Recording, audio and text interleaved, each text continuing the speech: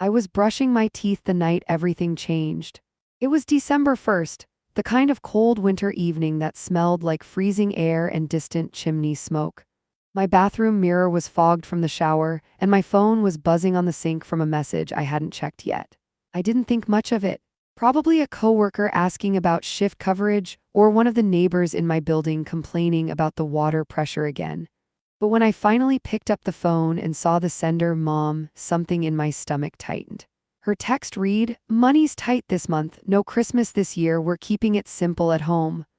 I stared at it, toothbrush in hand, foam gathering on my lip. No Christmas, no dinner, no family gathering, no long drive to my hometown. No awkward small talk with relatives who barely remembered I existed. Just nothing. I typed back, "No problem, don't stress, we can skip it this year." And the moment I hit send, something inside me softened. Relief, maybe. Because deep down, I was exhausted. I'd spent years helping my family scrape by, quietly, invisibly, constantly. My name is Arden Solara, I'm 32, and for the last decade, I've been the unofficial financial scaffolding of my family. It wasn't because I was rich, far from it. I lived in a cramped studio apartment in a city where the rent climbed faster than the temperature dropped. I paid off student loans at a glacial pace. I volunteered for overtime shifts not because I loved my job, but because I loved not being evicted. And yet, anytime my parents were in trouble, which felt like every month, I was the one who got the late-night call. "Arden, your father's car broke down. They're quoting us $1,200. Sweetie, the electricity company says we owe a balance." Honey, Bria's between jobs again. She needs help with her car insurance for a little while. There was always a little while, and I was always the bridge. My younger sister, Bria Solara, was the golden one. The soft-spoken, soft-handed, social media darling who posted pictures of thrifted outfits and wrote captions like, "Follow your dreams, sparkles," even though her dreams seemed to involve avoiding actual responsibilities. My parents adored her, and I don't mean normal parental favoritism. I mean the kind of pedestal worship where they insisted she was too sensitive for stress, too creative for real-world pressure. They cushioned her from anything remotely difficult, even when it meant handing those burdens directly to me. So when they claimed money was tight, I believed them. When they said Christmas was canceled, I accepted it. When they said they'd keep it simple, I pictured them quietly eating dinner at home, maybe watching a movie, and I made my peace with that. But something small and sharp flickered at the back of my mind, a feeling like a loose thread I ignored because pulling on it would unravel too much. I should have tugged earlier. About a week later, I was getting ready for work when Mom called me. It was early, like before sunrise early, and I answered half asleep. "Hey, Mom," I said, my voice groggy. She sighed dramatically, the way she always did when she wanted sympathy. "Arden, sweetheart, bills have been brutal this month. If you could send something extra, even a little, it would help so much. We're really struggling." I blinked away sleep, sitting up in bed. "How much do you need?" "Oh, nothing crazy," she said quickly. "Just whatever you can, maybe 200. "3, she said it like she wasn't asking for groceries, she was asking for air. And like an idiot, I said, "Sure, I'll send $400 so you and Dad don't have to worry." She blessed me like I was the Lord himself walking on water. I hung up, got dressed, and transferred the money before my coffee even finished brewing. Then, the next afternoon, my sister Bria posted a cryptic Instagram story.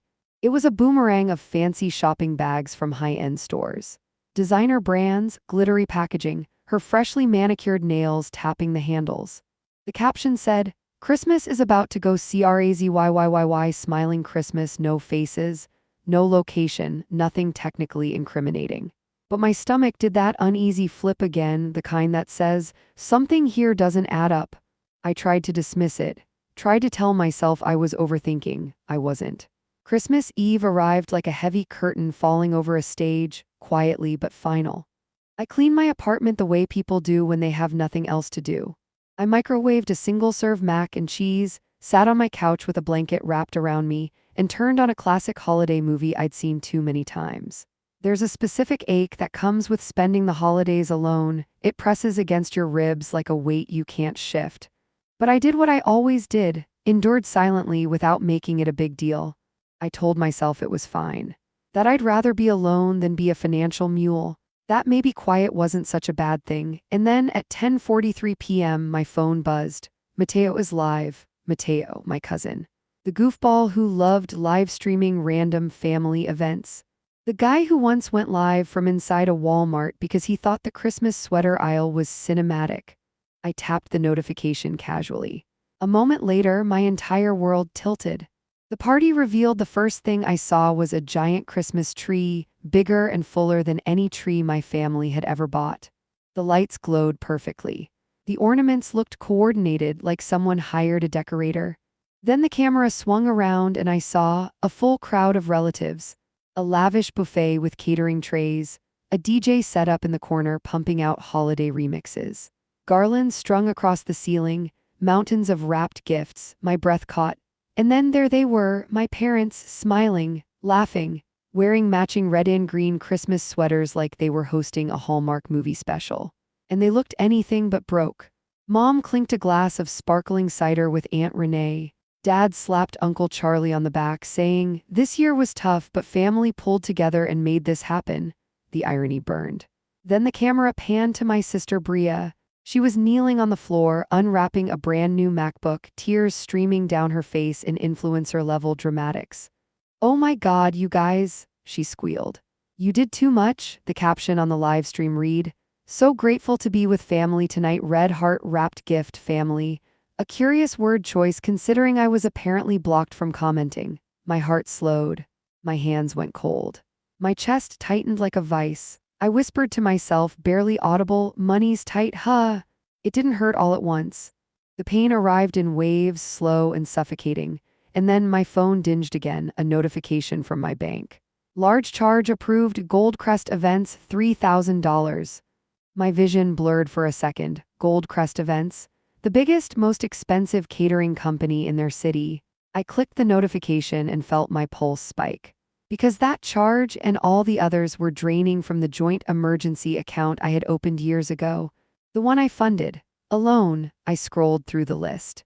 $620, boutique clothing $420, electronics store $350, mid-tier jewelry shop $190, specialty toy store $3,000, catering $248, decorations store $110, baker's artisan cakes, all within the last week.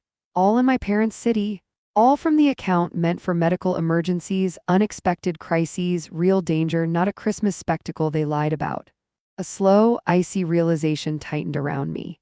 They didn't just celebrate without me, they used my savings to do it. Suddenly, it wasn't about Christmas anymore, it was about trust, and the fact that mine had been sold cheaply.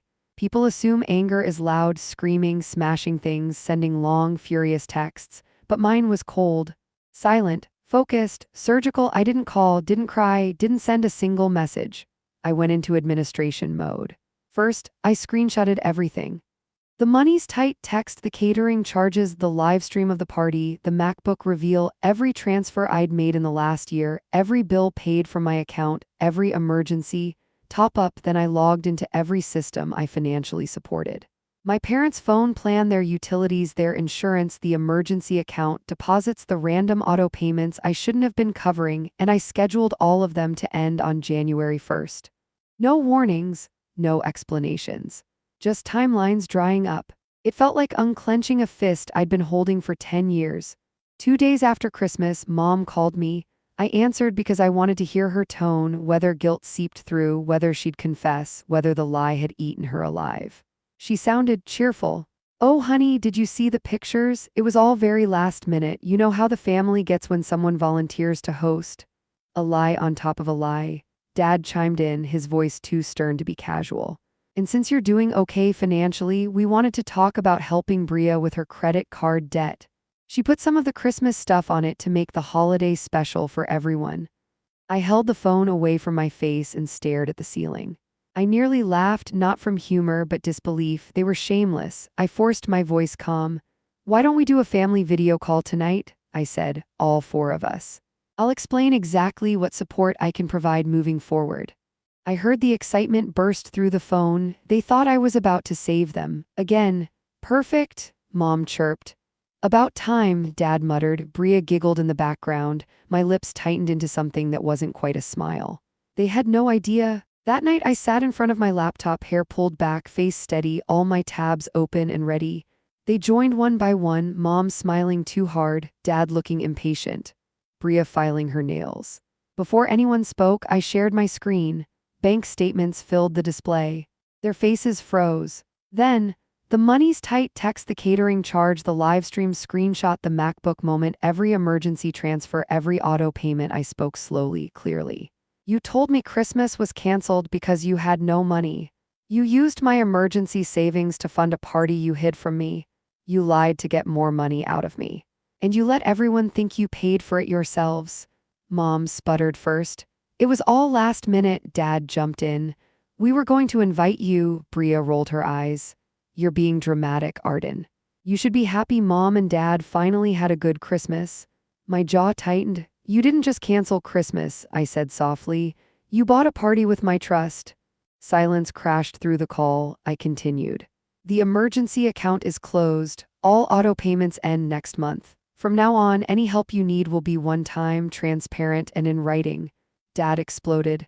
So you're abandoning your family? No, I said calmly. I'm abandoning being your credit card. And before they could react, I ended the call, not dramatically, just ended it. An hour later, my phone buzzed. It was a message from Mateo. Arden, I didn't know the party was funded with your money. I swear, I thought you were invited. Then he added, I overheard your mom telling Aunt Renee not to send you the invite. She said you'd make it about money. I nearly laughed. They made it about money, I just noticed. Then more messages rolled in. Your parents guilt you too much. I always wondered why you carried everything. That wasn't fair to you. I'm sorry. Support came from directions I didn't expect. And for the first time that week, something in me warmed. On New Year's Eve, I cleaned my apartment again, but this time it felt hopeful, not lonely. I invited 2 coworkers, my elderly neighbor from next door, Mateo, another cousin, Janice, a few people from my book club. They brought snacks. One brought a tiny tabletop tree. Someone else brought sparkling cider. It wasn't glamorous. It wasn't extravagant, but it felt real. At 11:15 p.m., I set up my phone on a small tripod and went live. Not to expose anyone, not to humiliate my family, just to talk. I said, some of you spent the holidays alone because your family said they were broke and then found money for everyone except you. This is a farewell to that version of Christmas. The chat exploded, hundreds of people watching, dozens sharing the same pain, strangers telling me I deserved better. It wasn't revenge, it was release. Someone sent the live to my parents. They texted me, so you're airing dirty laundry now? Before I could reply, family members jumped in on my side. And suddenly, it wasn't my burden anymore. The next Christmas, I decorated my small apartment with people who actually cared, friends, neighbors, cousins who showed up because they wanted to, not because they wanted something. Money was still tight, but peace was overflowing. And as I placed the star on my tiny tree, I whispered to myself, for once I spent Christmas with people who show up when I have nothing left to give.